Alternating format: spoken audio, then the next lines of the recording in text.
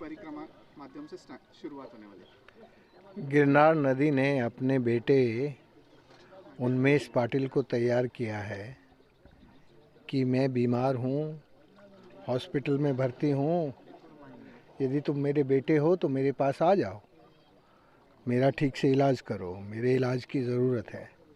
मैं समझता हूँ उन्मेष पाटिल जी गिरनार के सच्चे बेटे बनकर इस नदी पर जो संकट है, उस संकट के समाधान के लिए जो एक बेटा अपनी माँ के लिए करता है, वो उन्मेष पाटिल जी गिरनार के लिए करेंगे। और यहाँ के सब विधायकों को, एमएलए को, एमएलसीज़ को और यहाँ की जनता को नदी के साथ जोड़ने की ज़रूरत है। आज भारत में नदियों को जोड़ने के बजाय नदियों से समाज को जोड़ने की ज़रूरत है। मुझे बहुत खुशी है, ये साल का पहला दिन है। साल के पहले दिन उन्मेष पाटिल जी ने अपने आप को अपनी माँ गिरनार नदी के साथ जोड़ने का संकल्प आप सबके सामने सुनाया। ये संकल्प उनका साकार हो, ऐसी मैं भगवान से प्रार्थना करता हूँ। और मैं ये मानता हूँ कि ये वक्त है जब भारत की नदियाँ सूख रही हैं, मर रही हैं, बीमार हैं, आईसीयू में भर्ती हैं, मरने को जा रही हैं। ऐसे वक्त में यदि हम नदियों को माँ कहते हैं तो फिर माँ की तरह उनका इलाज करना, उनका उपचार करना और उनके ऊपर जो संकट है उसका समाधान करना हमारा दायित्व है।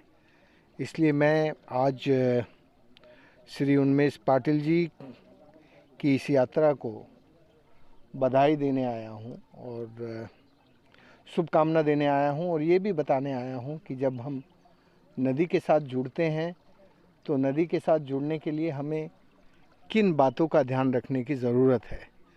नदी से जुड़ने का मतलब क्या है?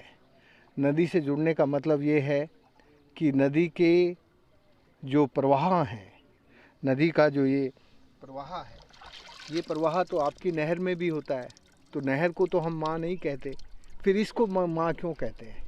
इसमें और नहर के प्रवाह में फ़र्क क्या है? इसलिए इस फ़र्क को समझना और इस फ़र्क को समझ के नदी की सेहत को ठीक रखने के लिए जो भी कुछ ज़रूरी बातें हैं आज हम करेंगे अगले दौर में।